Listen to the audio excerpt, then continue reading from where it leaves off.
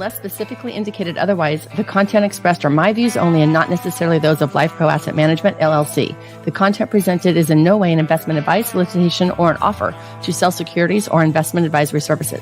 The material is provided for general information and educational purposes based upon publicly available information from sources believed to be reliable. I cannot assure the accuracy or completeness of these materials. As such, the information in these materials may change at any time without notice. Reference to these discussions about IULs and annuities or fixed insurance products. Investments on fixed insurance products are different from investments in the stock market. Any guarantees provided by a fixed insurance product cannot be assumed to be guaranteed for any other investment. Welcome to the Rock My Finances show on K4HD Radio and Talk4 TV, where we put the fun in finance. Join Powerhouse Jennifer Jose, CDFA, CMC, and Private Wealth Advisor, as she collaborates with you to create clarity, control, and confidence with your money, your way. It's not about the zeros, so what is it all about? Let's find out. Now here's your host and weekly friend, Jennifer Jose. Hey there, how was everybody today? I'm so excited. Now, okay, let me be honest with you. This is not the most exciting topic.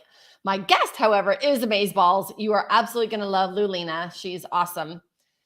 However, our topic is not like, oh, I can't wait to dive into this. Our topic today is actually a must-need conversation, especially for everyone that works with me on the financial planning side of things, because we have to get things in order. So ladies, put on your big girl panties. Gentlemen, put on your whatever you want to put on, and let's literally step into making your life better for the inevitable. And this is one more step closer for you to have financial freedom so that you know everything's set. So without wasting any more time, let's bring on Miss Loulena Miles, attorney at law, specializing in estate planning. Hi. Hi, Miss Loulena. Hello. Happy to be here. I'm so glad you're here. So Loulena and I've worked together for a while, and I have referred my clients for sure.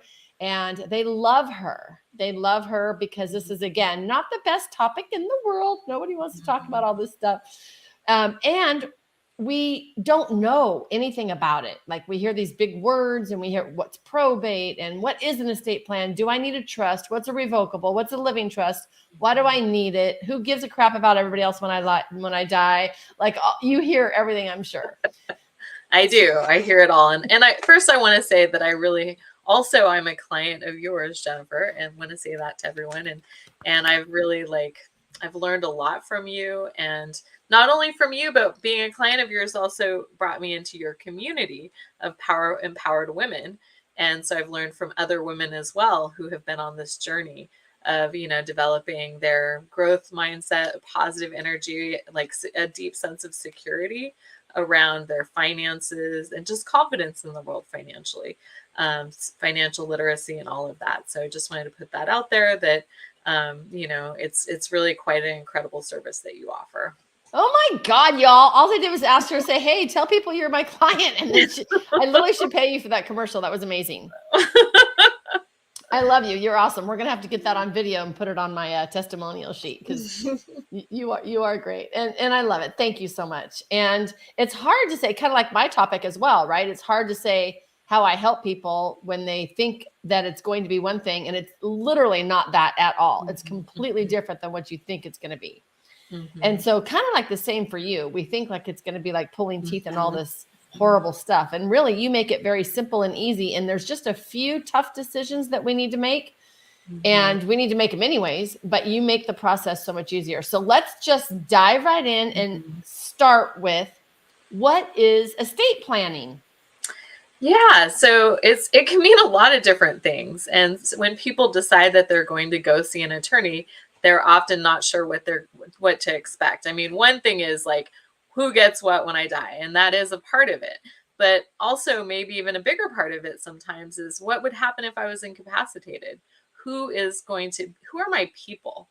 Who do I appoint in contractual writing that's notarized and, official? Who do I appoint who's going to stand in my shoes and speak for me?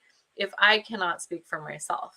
You know, if I have cognitive decline, if I have temporary incapacity, if I have long-term incapacity, who's going to make the medical decisions, who knows my values, and who's going to really carry them out and honor what my wishes are?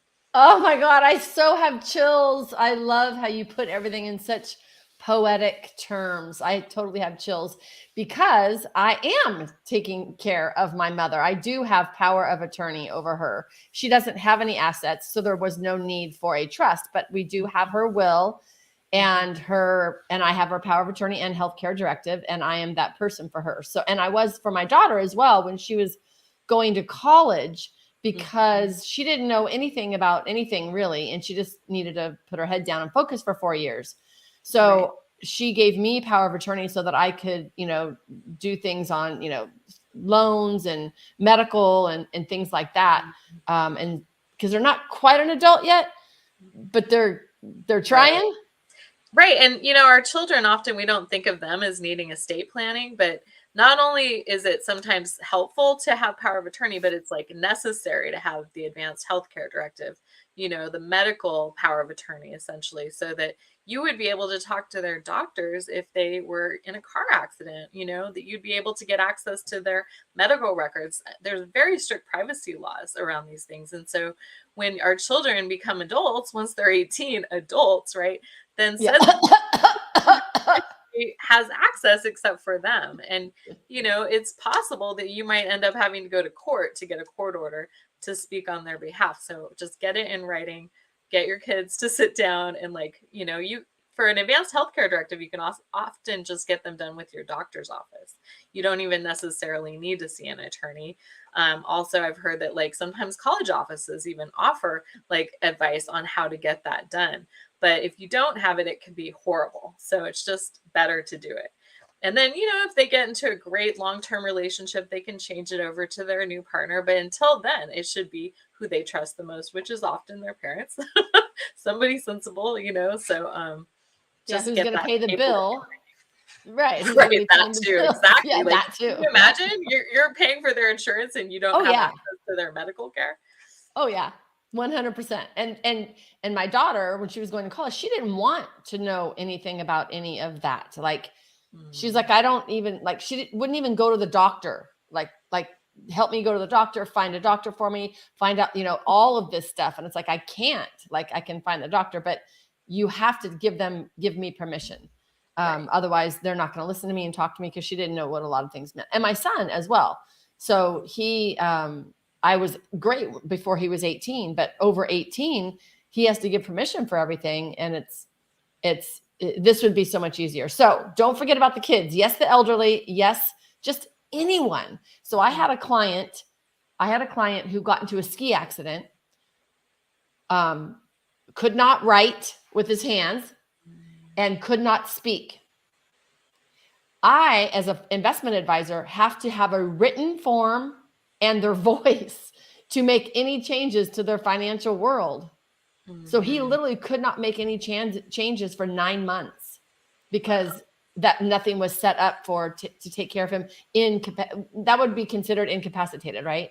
Mm-hmm. Right. And so if the family was absolutely, I need to be able to sign documents on your behalf, often you have to go to court and get an official appointment, in order to have that access if you haven't put it down in writing in advance. And sometimes the court doesn't appoint who you choose. If you can't speak for yourself, they don't know. Right. And so, you might choose a specific sibling or close friend, but that might not be the person that the court would choose, because they don't know you and they don't know your wishes if you didn't write them down. Oh, I love what you're saying. Okay. So here's our tips.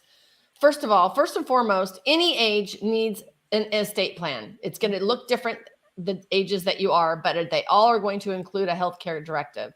And if you become incapacitated, somebody can speak on your behalf and pay your bills and help you out for your wishes. And you get to pick them if you do it now. Right. Okay, that's good. I love that. Okay. So then we have the good old, when I die, so-and-so gets this or that or whatever. Who makes sure that happens inside the estate plan? So if you only have a will, then it's the executor, that would make sure that, and if you've written a will, then it's the executor who you've named in your will who would be your personal administrator, who could go to the bank and close accounts, and any account that isn't in a trust, the executor would have the authority over to close the account because you've died. The will only has effect if you've actually passed away. So once you've died, then the executor can step in with your death certificate and go and manage your accounts, close them, distribute your assets. And in the will is who you say who you want your beneficiaries to be, unless you have a trust. And then it would be your trustee who would be that person who would manage and distribute all the assets that are in the trust. Now, why would you get a trust instead of a will? Great question. Yeah. So if you have assets that are over the probate limit in California, which currently is this audience only California? No, but you go ahead. I'm a California attorney. I know California law the best, but whatever your state is, there's varying levels of probate that are required, right? Some states are much more streamlined. Some are way more onerous. In California, it's pretty onerous. And so the limit in California is $184,500. So if your assets are over that amount, then if you have an account that's over that amount, you can designate a beneficiary on the account, and then that would avoid probate. But if you have a house, you can't really designate a beneficiary on a house, right? The title of the property on your house is with the county. That's not just in California, but everywhere, right? And so if you want to be able to say who gets your house when you pass away, it's usually going to have to go through a probate process unless it's in a trust. And the trust is where you name the trustee who would then have the access to transfer your house to your beneficiaries without going to court. Awesome. Now, probate, because everyone's like, why do I need a trust? It only is to bypass probate. And we want to bypass probate because of the expense, right? Well, there are other reasons to need a trust, okay. but let me first respond to that. Yes, the expense and what is probate. And so in California anyway, probate is a process that takes at least a year, sometimes 2 years plus. It can easily take 2 years, even for fairly straightforward probates. It's where you have to file officially in court. There's usually more than one hearing involved during that time period. There's a lot of paperwork, and it's kind of expensive. So if you have a house and maybe an account that goes through probate and it adds up to say $1 million in value, then the fees are usually about $50,000 for probate. And it's just something that if you had a trust in place, you wouldn't have to go through that at all. So it's something that, your loved ones, are going to thank you. It's almost a love letter to your loved ones to create the trust so that they don't have to do that court process. Because not only is it time consuming and expensive, but it also can be stressful. It's a public process. Anybody can weigh in. Practically anyone can get involved if they want to try to cause problems in the process. It's just something you don't want to put people through if you can avoid it. Wow. Okay. So then let's say because a lot of houses in California are $1 million, and let's say that's all they had was the house. What does that house do for 2 years while we're going through court? Who gets to live there? Who pays the PG&E? What happens to the mortgage? Be worked out in probate, essentially. So, wow. Yeah, it's right. It's not. It's a lot. It is. It's a lot. It's a lot. And it's very depending. And every county has their own probate too. And so the counties vary a lot in how cumbersome it is. And San Francisco, where I am, it's just extreme. So something that you really should try to plan to not put your family through that if you can help it. Yeah, for sure. I mean, I know of landlords now that are getting out of landlording, if that's the term, in California because of squatters. Mm-hmm. And so I could just imagine if parents pass and we have a few siblings that want this house, it could be a total nightmare. They could just move right in and the biggest, strongest one wins. That's crazy. Well, yeah. I mean, if you're the administrator in a probate, it's kind of on you liability wise to protect that house and make sure that there's good insurance on it and that, it's secure. Because I've certainly seen that where I had a client pass away and, within 1 week, her house got broken into. Luckily, her nephew had gone in and put a security system, an alarm in the intervening period. Like right away he was on it, and so the alarm went off and the police came, and they didn't lose anything. She actually had a lot of valuables. It was in Alameda, California. Wow. Yeah. But there is one time when I would recommend probate, one time especially, is if there's more debts than assets in the estate, because probate can give you finality and cut off the ability of creditors to go after an estate. And so the court can just sort of decide who has priority in getting in the debts and just like farm that out, and then you don't have to worry about it anymore. So sometimes there are situations where probate is advised. That's okay. So that would be a single person passing away for debts. Because if you're married, you assume the other person's debts, right? Right. In California. Unless you have a separate property agreement that deals with debt and that kind of right. Sometimes there are ways around it, but yes. Okay. Normally. Okay. Awesome. Okay, good. So that's probate. Sucks. Don't want to do it. So we want an estate plan to not go through probate. So if we have, I always said from way back when, if you had like 50,000 or more in equity, you should put your house in a trust. Is that yeah? Still, I mean, really, it's like, it doesn't even matter. You can have almost no equity and you're still going to be dealing with probate. I mean, I guess you could just let the house go into foreclosure if you really didn't care about it, but it would still be like a mess. I don't even know how that would work actually. So in general, if you have a house, you should put it in a trust. So if you own a house, put it in a trust. Okay. I love it. If you own a house, put it in the trust. Another reason people often want a trust is if they have small children, because a trust can manage asset. Like if something happened to both parents, or even if you're a single parent and there is another living parent, but they are not, you don't want them to manage the assets if you pass away. Like if you're divorced, for example, or never married, you don't want the other parent to manage the assets if you pass away. You can create a trust, and then that trust would, manage assets for your child if something happened to you. And so it's really like a great way to protect assets for a minor. It gives the minor protection against litigation, future marriage. Like the money would be separate, essentially cordoned off until you want them to inherit outright. And a lot of times people say their child's probably not going to be fully ready to really assume the responsibilities of having a lot of money until they're much older, right? Not 18, that's for sure. So it's better if you can put it in a trust, if you have a home or, significant assets at all, and like let the trustees, say someone you trust very much, who's a fully mature adult, to manage the assets for your child until they're the age you choose to inherit outright. Am I fully mature yet? I know, right? We all have our days, don't we? I love it. Okay, that's great. So let's go back to, if let's say, okay, we have a house, we're going to put it in the trust. Can I still control that while I'm alive? Yes. So the trust, that there are different kinds of trusts. But the standard trust that people need is a revocable trust, or a revocable living trust is what it's known as. And that means that you can change it throughout the course of your life. If you want to change who the trustee is, you want to take property out of it, put property into it. It's a container and you get to control it. And while you're alive, the IRS does not consider it a separate entity. So even though your house is now titled in the trust, it's not going to be taxed differently. It's still going to be taxed to you as if the trust doesn't exist. And that's true for any of the accounts you might put in the trust as well.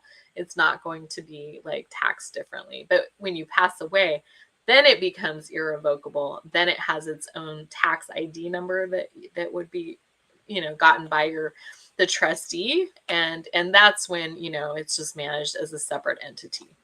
And that's when it's taxed different. But when I'm alive, if I get in a car accident and get hurt or hurt someone or something, can they go after my house if it is in the trust? The trust does not provide protection, liability protection, like for your property while you're alive and it's your trust. It would for your child, like if your child inherited through the trust, then it would provide protection while it's in the trust. But while it's not a separate entity, then it doesn't really provide protection from liability. You have to have liability insurance, you have to have like maybe umbrella insurance, things like that.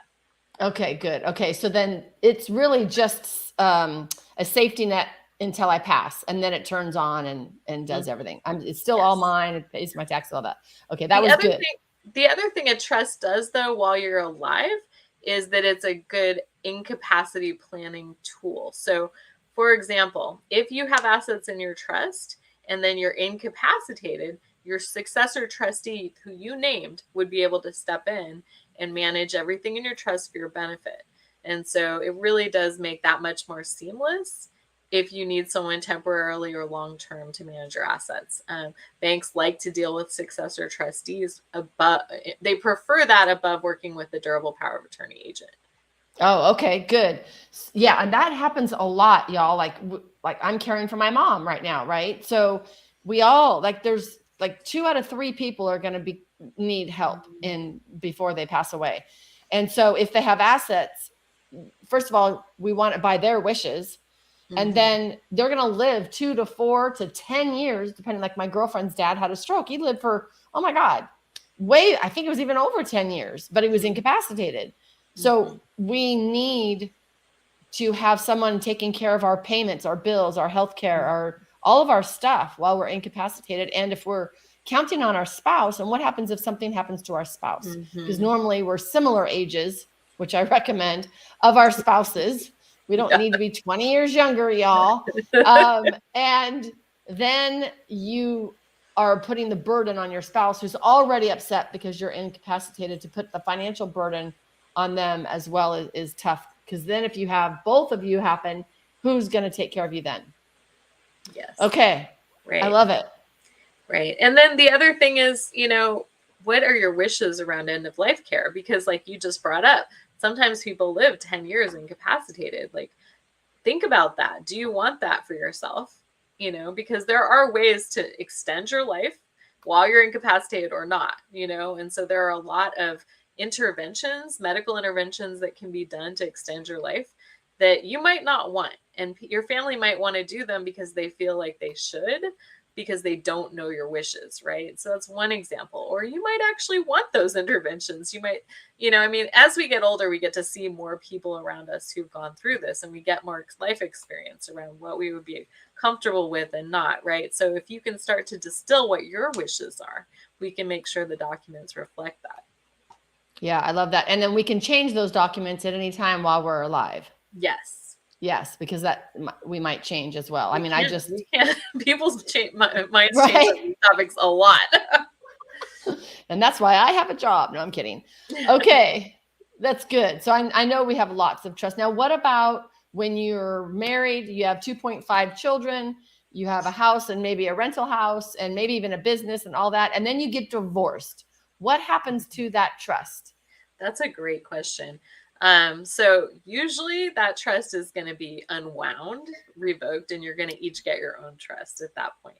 And so that's actually a PSA for maybe even having your own trust up front, because divorce is so common in our society, and it never hurts to just create a married couple can each have their own trust. It does not mean you don't trust each other.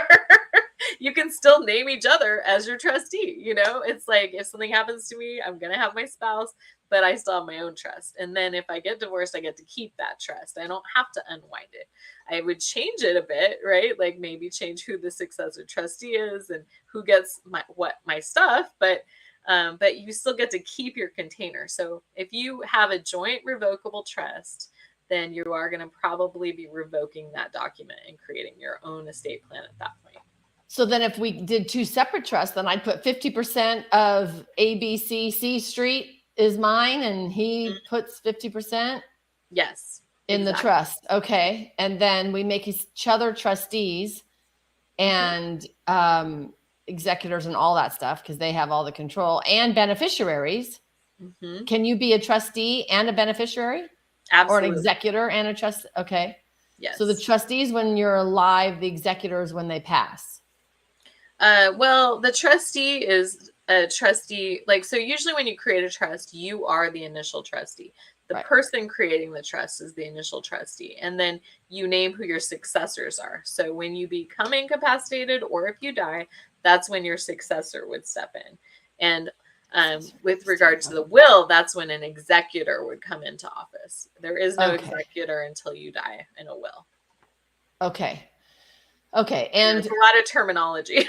well, a lot of people ask all the time, why don't I just get a will? Right. And the problem with the will is that it only has effect if you die. So it's not valid. It doesn't have any value for incapacity planning. Even if I put my wishes in it? Right. It really is like of no effect until you die. Okay. And the will is not going to avoid probate because it's not a container. A will is just a set of instructions. And so the will is how you name who your beneficiaries are, but it doesn't like give someone the authority to like manage your assets over time. The will is really just who you want to inherit. That's the instructions you put in there. Who you want to be your executor and who you want to inherit. And the will is part of a trust when you do a living trust. Right. So usually, almost always when you have a trust, you also have a will. And the will is like this catch-all that just says anything that happens to not be in my trust when I die will get put into my trust after I die. So it's just like it's like a catch-all. It's called a pour-over will. Pour-over will. Okay. Because I mean, I did my trust. I've done it like 5 times, but I think I just did it again when I started working with you a few years ago. So mine now is a couple years old, but I have no property at this point. I sold everything. So I just have accounts, which like you said, my brokerage accounts already have my beneficiaries on them. My bank accounts already have my joint bank accounts. So they already have my beneficiaries on them. My business accounts, I'm not the only signer. So everyone can get to everything. And here's the biggest tip of all. Someone has to have your passwords to keep things going. Yes, that's so important. I'm so glad you said that. And I can't emphasize it enough with clients because no matter how good your estate plan is, like it's going to be a real scary moment for the people who need to step in and manage things if they don't have access to your passwords. So much of our lives are online now. Our financial life, our personal life, it's like online, right? And so you're not getting probably a lot of statements in the mail anymore. The old advice used to be just monitor the mail and you'll find out what the accounts are. Well, that's not really valid advice anymore. Now it's like monitor the email, go into the email. Well, if people don't have access to your email, it's not easy, believe me. And having the estate plan itself doesn't solve that problem either, because although you can designate who your like digital asset manager is in your estate plan, that still might require.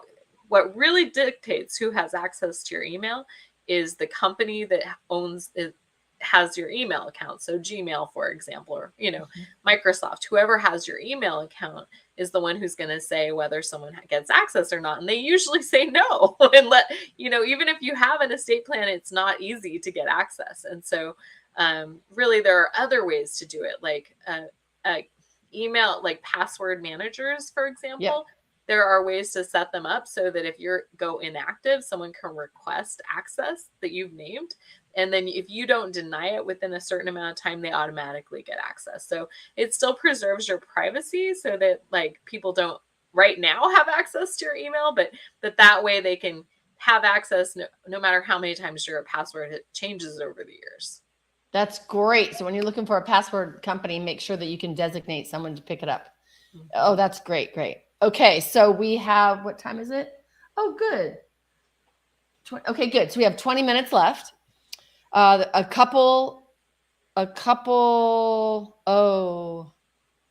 mean, we could spend a whole day on divorce and the trusts and all of that, right? But just so we know that we will have to get a separate one when we divorce and put your stuff in there.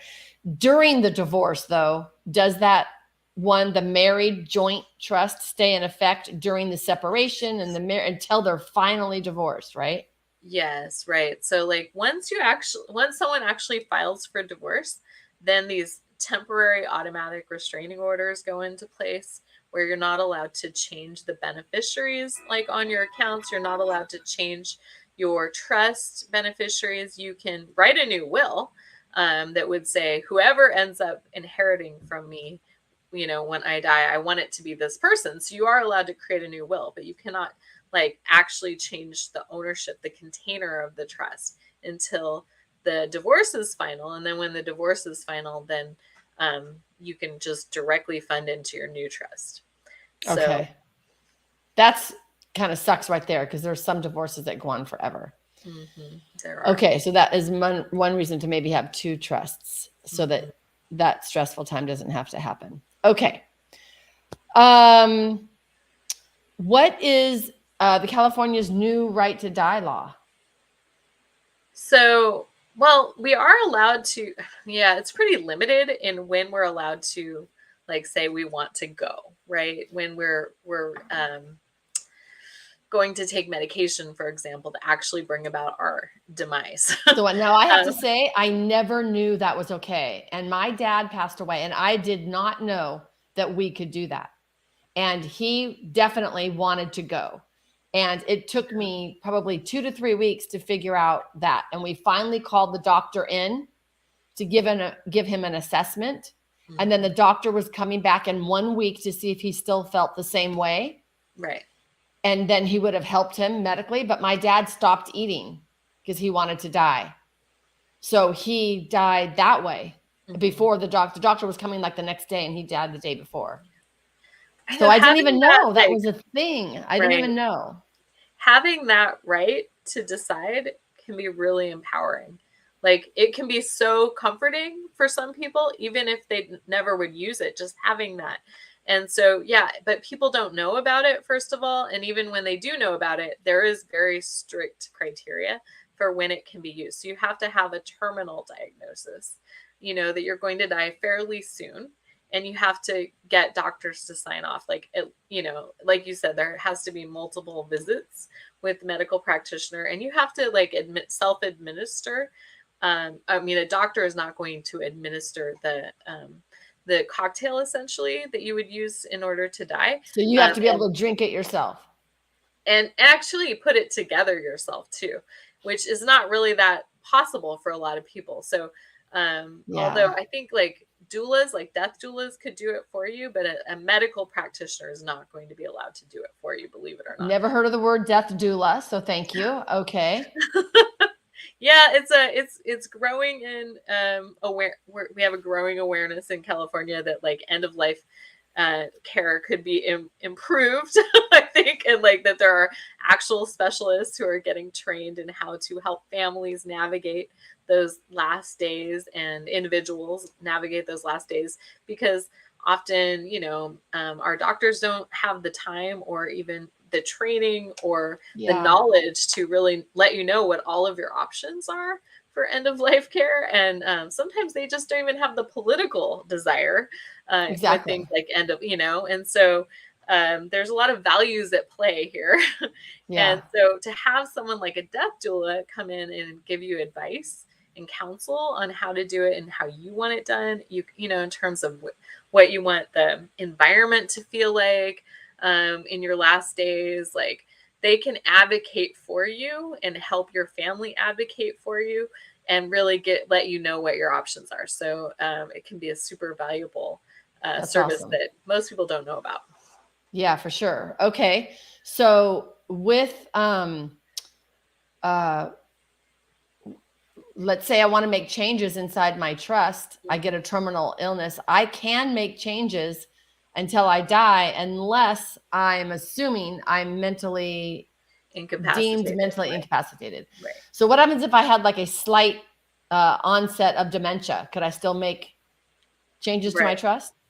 So dementia, a diagnosis of dementia is not the equivalent of being incapacitated. Okay, good.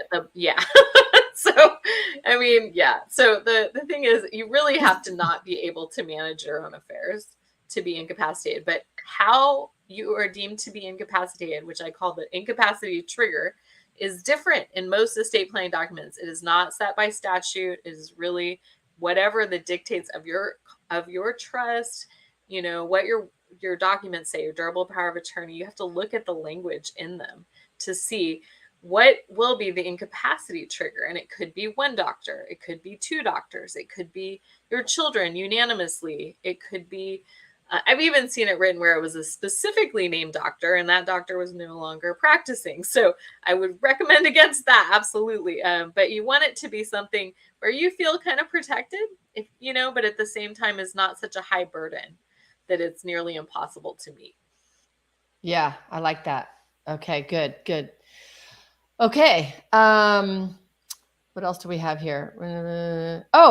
We might disagree on this, but that's okay because that's what we do.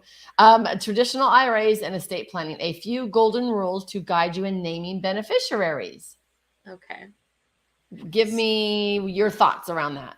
So in general, we usually recommend to not name your trust as the beneficiary, but to name an individual. Yay! Thank you. Any kind of like a tax deferred, vehicle that your money is in. So, because usually if it goes directly to an individual, then they're going to be able to reap some of the tax deferral benefits.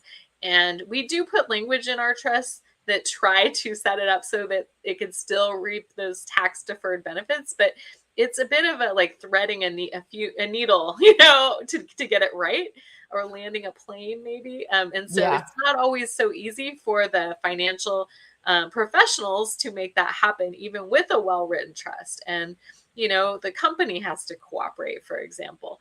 And so that's why we say, unless there's a really strong reason not to name your beneficiary directly, then you can name the trust if there's a really strong reason, but otherwise name the individuals. I love that. Okay, so what's your thoughts on life insurance as well? Generally, for life insurance, it depends. There are times when you would not want to name the trust, like if you have a taxable estate, for example. And when I say taxable estate, I'm talking about federal estate tax or state. In California, the state estate tax limit matches the federal, and in that case, probably your life insurance policy, you don't want to be a part of your estate. You want it to go directly to your beneficiaries. And the estate tax level right now for a couple is very, very high, 26 million. And in a few years, that might come down by half. So it could go down to 13 million for a couple. And for an individual, it's half that. But still, there aren't that many people who fall in that category of a taxable estate. So in those situations, you definitely don't want to name your trust as the beneficiary. But I don't know of other reasons why you wouldn't name the trust as a beneficiary of life insurance. I think it can go either way. And I just kind of talk through it with the clients as to why they might name an individual versus the trust. But as long as there's a beneficiary named, it is going to avoid probate. And if you have a minor child, it's really good to name the trust, because that life insurance policy will just fund the trust for that child, and then it'll be managed by the trustee. So you wouldn't want to name a child as the beneficiary if you have a trust, unless you have a taxable estate. Yeah, because they literally can't access it right until they're an adult. So here's what 26 million is very high. It probably will go back down to 13. But what was it? Wasn't it like 3 million, 3.5 or something? It has before that it was low, low. And then it was 1 million. When I came into the industry, it was like 1 million. And not that long ago. Although I don't think that there's really much chance with our current Congress that it's ever going to go down to that level. I do think it might get cut in half, but I don't think it's going to go back down to something like 1 million. Okay. So if you think you're going to be in the double digits, in the double digit millions, because one of the big benefits is it is tax-free. A life insurance benefit is a tax-free event. So that's why I always have it go to a human, because it's simple and easy, and you get the check and you're done. When it goes into the trust, they have, I guess they still have to file a tax return and everything, even though I don't know about the limit of the estate tax, but they still have to pay taxes inside the trust, right? I mean, I know you're not a tax attorney, but well, right. I mean, for the trust, if it distributes out all of its income in the year it's received, then usually the beneficiaries who are getting that income, it would go to their tax return. But if income is generated in the trust in the year it's received, then the trust could get taxed. And trust tax rates are different than individual tax rates. So the trust actually hits the highest tax rate, at a very low number compared to an individual. So it is definitely in your interest to not have income get stuck in the trust in any given year. Now, a life insurance death benefit is not income, correct? Correct. But if that made money inside that trust, right, then that would be taxed. Right. Okay. And so like for a couple, if I have clients who are a couple, I always say name your spouse first as the primary beneficiary on the life insurance, and then name the trust as the alternate. Yep. That's exactly what I do. Oh my gosh, we're totally aligned, Loulena. We're Nice. totally aligned with that. I love that. Okay, good. Okay. Tell me a story. Maybe like something that like surprised you. Maybe a client that was this one. Okay. Well, this just popped into my head. It just happened last week. What we need to hear. My angels are with us, and they help things pop into your head. I have clients who, so some of my clients, they don't want to spend a lot on estate planning, right? And so no one does. We can reduce the price a little bit if you go and do your own advanced healthcare directives, because that's not something that an attorney needs to prepare. I mean, it is nice having like someone like me who looks over it, makes sure that you did it right, and make sure that, because what we put in our advanced healthcare directives for our clients is more thorough than what usually people who do it themselves write down. But nevertheless, it is something you can do that's going to be valid on your own and with your doctor's office. Quite often, they can give you a pre-filled form to fill out where you actually just name who the person is who's going to speak on your behalf if you're incapacitated. And then you can write down if you want to be an organ donor, if you have like end of life wishes that are, like I do or don't want certain kinds of interventions, and then what would happen to, your remains if you die.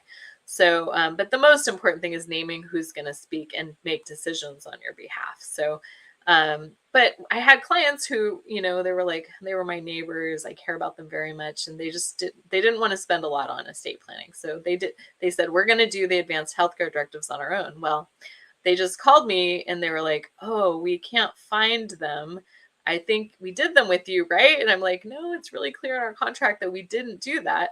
And they're like, well, it turned out that she, the wife, lost capacity, and Kaiser locked them out of her online access. And so they can't get her records or information, and they don't have advanced healthcare directive to now reestablish that. And she's not really able to mentally give them that authority anymore. So it's just really sad. And they're going to probably have to go to court. Oh my gosh, that's even more reason to have it all done professionally, because we can be cheap at times, frugal, cheap, whatever. We obviously want to save money when we can, but we don't first of all, we don't know these things happen because that's not in our world, right? That's not in our preferable vision. We don't even want to see that blah, blah, blah. So we don't think of that. We don't know the things that could happen. And that's horrible, right? Because I had a client, who actually a prospect, actually kind of a client, but she came to me after she went through all of her IRAs, his IRAs, caring for her husband, $1 million sitting in the house. She could not do a reverse mortgage because he was on the title and incapacitated. She could not do anything else. She was stuck and she was broke, and she couldn't even sell the house because he was incapacitated. All of this because they weren't in the trust. She had to go get conservatorship, which was like 15-20 grand or something in court in order to continue on caring for her husband, which was her main concern. So and that's what I see now. Like, I'll be 60 this year, and I know, right? Holy crap.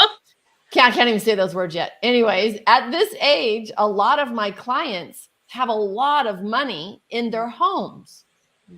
And they're not using it. It's just sitting there. Like, the equity is just sitting there, but some of them do need it eventually. So you have to set that information up now before anything happens mentally or a stroke or anything at all, to where it impairs your cognitive ability to make decisions to use the equity in that house for whatever reason. I think that's probably the biggest misconception around marriage, is people think when I get married, I'm just going to automatically have access to sign documents for us, and make medical decisions and all of that. Like, you think you're married, so that's good. You've got that taken care of. But no, you still have to go and get these documents prepared. that give that access and authority. Yeah. Yeah. I felt so bad for them. It was horrible because she had to go, because she didn't have it to go spend it. So then, you got to ask the family and all this stuff. And she really shouldn't have been caring for him alone at home by herself all those years anyways, because it really deteriorated her health. And I know shouldn't, coulda, woulda, like she has to do everybody has to do their own, but it definitely deteriorated her health for sure. Okay. A lot of times caregivers pass away before the person they're caring for. For sure. I have another client that had a special needs son, and she has a special needs trust for her son. And now she needs care. And so now the whole family's trying, who's going to figure out how to do the son, because she's still in the house. Mm-hmm. And the house is his money to fund him for the rest of his life.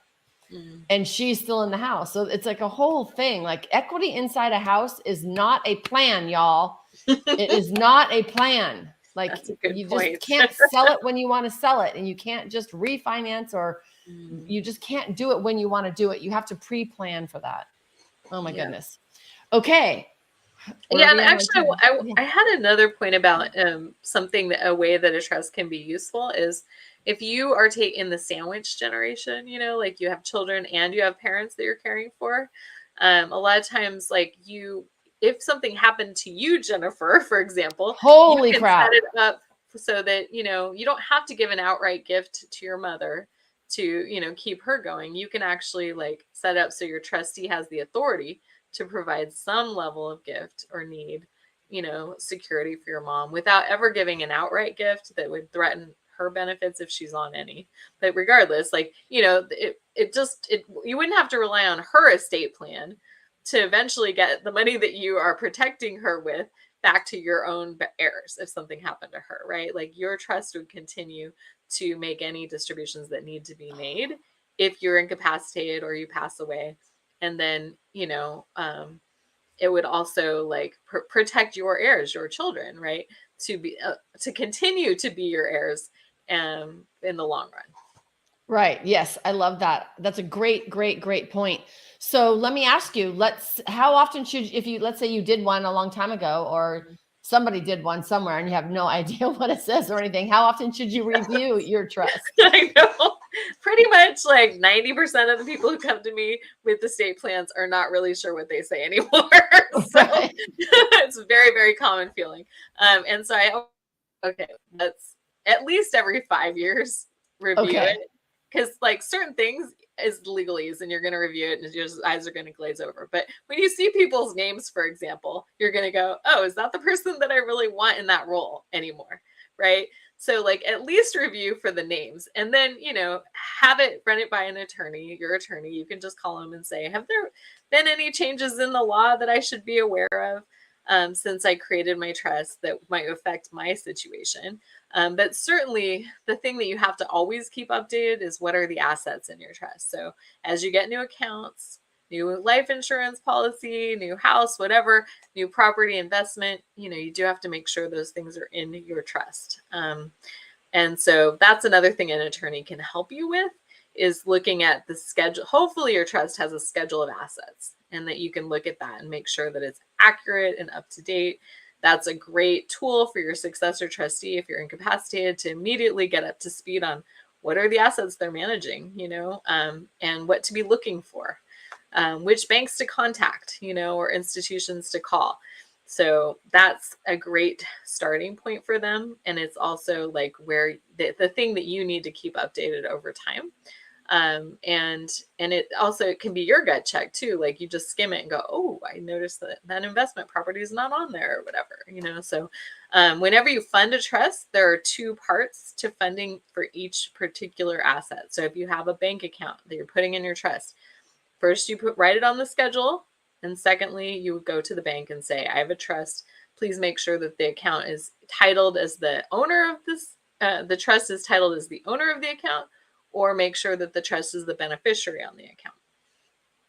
Oh, okay. Either or. And do you have to have those changes notarized inside your trust? So the schedule itself does not need to be notarized when it's updated. That's okay. You just want to make sure you have it you want to make sure that you have it with your trust, your original trust. So if you're updating it on your computer, print it out and have that page with your original trust. Okay. You are so awesome, Loulena. Thank you so much for coming on the show today. Hey, y'all, go check her out. Miles Torres Law, right? Yes. MilesTorresLaw.com. MilesTorresLaw.com. Check her out. She's amazing. I 100% endorse and fully trust this woman. Thank you. Absolutely. You so much, Jennifer. Oh my gosh. We had pleasure to be here. Such a great time. If I get a bunch of questions, you'll have to come back. Okay. I'd love to. Mwah. Bye, y'all. Rock your finances. Do your trusts. We appreciate you joining us today, and don't forget to subscribe to the Rock My Finances YouTube channel for more engagement and bonus content. Tell me, what is your money story? Let's find out with Jennifer, 4 p.m. Eastern, 1 p.m. Pacific, every Thursday right here on K4HD Radio and Talk4 TV. It's not about the zeros, it's about the F word, feelings. Feelings Jennifer can't wait to explore with you next week. Until then, let's all say, I rock my finances.